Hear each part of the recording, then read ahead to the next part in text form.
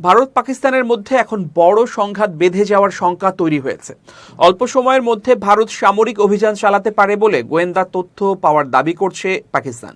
দক্ষিণ এশিয়ার পারমাণবিক শক্তিধর প্রতিবেশী দুই দেশের মধ্যে চরম উত্তেজনার এই পরিস্থিতিতে নানা বিশ্লেষণ হাজির করছেন বিশেষজ্ঞরা। আলোচনা হচ্ছে দুই দেশের সামরিক সক্ষমতা নিয়েও। সামরিক বিশ্লেষণে দেখা যায় ভারতের বিভিন্ন বাহিনীতে মোট 14 লাখ সক্রিয় সদস্য রয়েছে।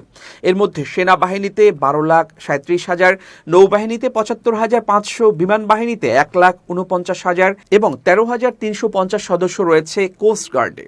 অপরদিকে পাকিস্তানের 3 বাহিনীতে মোট সদস্য রয়েছে 7 লাখ। এর মধ্যে সেনা সদস্য 5,60,000, বিমান বাহিনীতে 70,000 আর নৌবাহিনীতে কাজ করছে 30,000। ভারতের অস্ত্র সম্ভারের মধ্যে কামান রয়েছে 9,743টি। বিপরীতে পাকিস্তানের রয়েছে 4,619টি। ভারতের ট্যাঙ্ক রয়েছে 3,740টি। পাকিস্তানের কাছে আছে 2,537টি।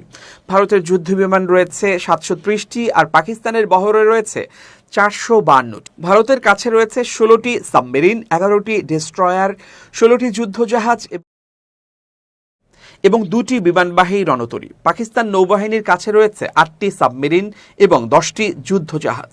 পারমাণবিক বোমার সক্ষমতার দিক থেকে প্রায় সমানে সমান দেশ দুটি। ভারতের কাছে রয়েছে 172টি, বিপরীতে পাকিস্তানের রয়েছে 170টি।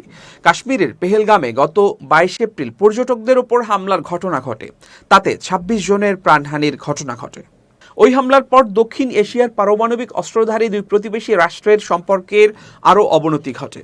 উভয় দেশ কূটনৈতিক সম্পর্ক সীমিত করে ফেলে, একে অপরের নাগরিকদের বিতাড়িত করা সহ দ্বিপক্ষীয় নানা চুক্তিও স্থগিত হয়ে যায়। এখন বড় সংঘাতের আশঙ্কা সৃষ্টি হয়েছে।